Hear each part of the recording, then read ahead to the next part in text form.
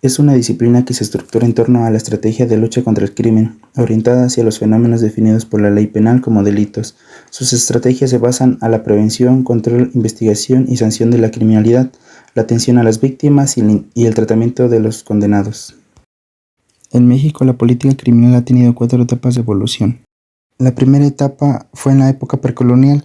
La organización política azteca, en sus orígenes entre el siglo IV al X después de Cristo, fue un sistema de tipo feudal.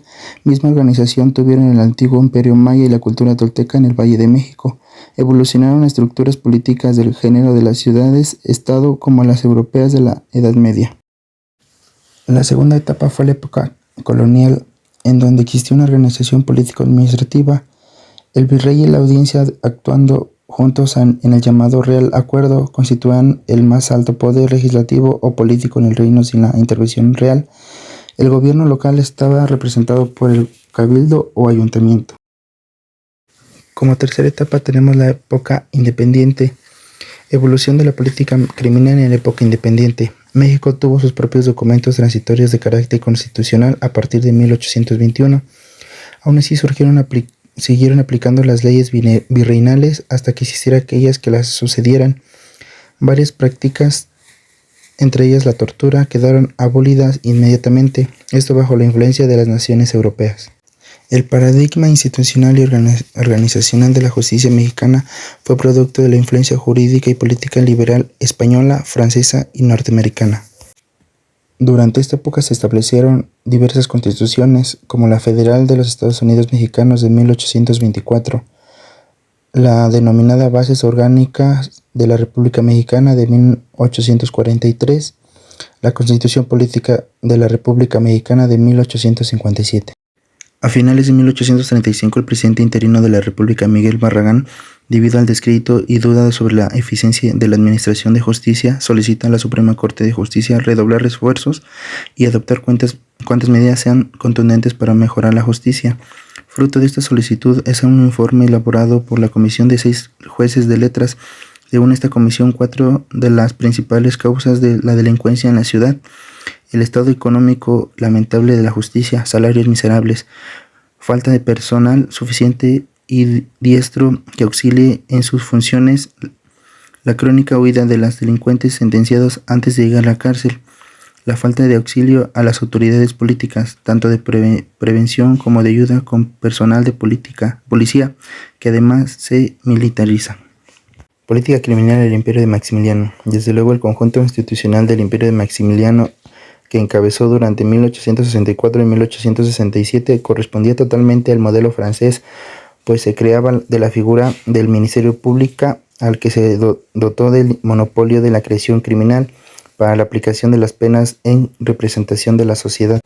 Fue hasta 1880 cuando se publica el primer Código de Procedimientos. El Código Penal de 1871 estaba diseñado para ser aplicado bajo el modelo francés inquisitivo mixto, pero también se tomaron elementos de los códigos penales de Bélgica, Baviera, España, Inglaterra y Portugal.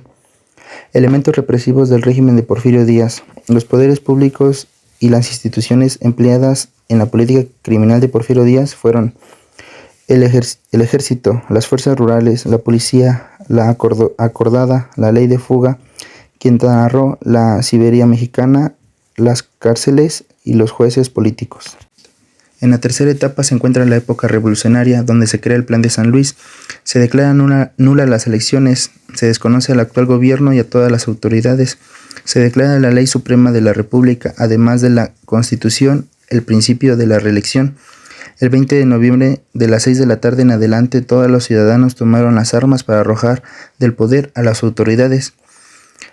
Posteriormente se crea el Plan de Guadalupe, firmado el 26 de marzo de 1913 en la Hacienda de Guadalupe, Coahuila. Se desconoce el general Victoriano Huerta como presidente de la República. Se desconoce también a los poderes legislativo y judicial de la Federación. Se desconoce a los gobiernos de los estados que reconozcan a los poderes federales que forman a la actual administración 30 días después de la publicación de este plan. Creación de leyes penales en el México post-revolucionario. El 15 de diciembre de 1929 se expide un nuevo Código Penal que sustituye al de 1871, pero obtuvo solamente una vigencia corta ya que fue derogado el 16 de septiembre de 1831. El 17 de septiembre de 1931 entra en vigor un nuevo Código Penal para el Distrito Federal en materia del fuero común y para el resto de la República en materia federal, que con sus múltiples reformas es el mismo que hasta hoy sigue en vigor. Desde 1962 se había formado una comisión para redactar un código penal de aplicación en el Distrito Federal y en el territorio de Baja California. Será hasta 1971 que entra en vigor el primer código penal para el Distrito Federal y el territorio de Baja California para delitos del fuero común y para toda la República en delitos del fuero federal, pero de manera incierta, ya que no existen las reglas del proceso.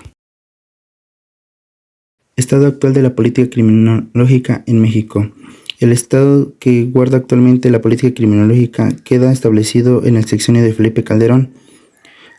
No ha habido una gran evolución de la estrategia de prevención y combate al crimen de nuestro país. Acciones normativas tendientes a la política criminológica del gobierno federal actual. El 14 de noviembre del 2012, el Partido Revolucionario Institucional PRI y el Partido Verde Ecologista de México PVEM presentan iniciativa a la LOAPF. La SEGOP adquiere las funciones de seguridad pública. Desaparece la SCP del gobierno federal. El 5 de enero de 2013 se aplica una reforma al RI de la SEGOP en donde se otorga el mando de la seguridad pública federal a la CNS perteneciente a la SEGOP. Principales acciones de estrategia de seguridad. Participación ciudadana, inclusión de representantes de la OSC en el Consejo Nacional de Seguridad Pública del SNSP, prevención del delito y las adicciones a través de la creación de la PRONAPRED, creación del Mando Único Policial y restauración de las instituciones de precaución de justicia PGR y IFGR, creación del Código Penal Único. Actualidad de la política criminal en el país. A fin de entender la situación actual de la política criminal en México, ha implementado, tratándose de los delitos vinculados a la delincuencia organizada, debe fijarse que se entiende por política criminal lo relativo a la delincuencia organizada, la reforma constitucional sobre derechos humanos y nuestro sistema jurídico. Al ser la actividad destinada a ordenar jurídicamente la vida social humana, de ella deriva el gobierno de los hombres en la comunidad organizada y consiste en acciones ejecutadas con intención de influir, obtener, conservar, crear, extinguir o modificar el poder, la organización o el ordenamiento de la comunidad. De tales definiciones se deriva que la política hace referencia a una actividad social propia y exclusiva del Estado que representa la búsqueda de un fin común para la colectividad, siendo uno de los objetivos primordiales el bienestar del ser humano en sociedad. Esto en aplicación, la política criminal sirve para hacer una revisión crítica de los sistemas de enjuiciamiento criminal de orden democrático y garantista. Esto está estricto apego a derechos humanos, debido a procesos y dignidad humana, e investigar los fenómenos del delito basado en la criminología, criminalística, sociología, trabajo social y antropología, y establecer nuevos tipos penales, descripción de una conducta prohibida, basado en el poder legislativo, aplicar una justicia democrática de acuerdo con el poder judicial, con apego respecto a los derechos humanos y los tratados internacionales.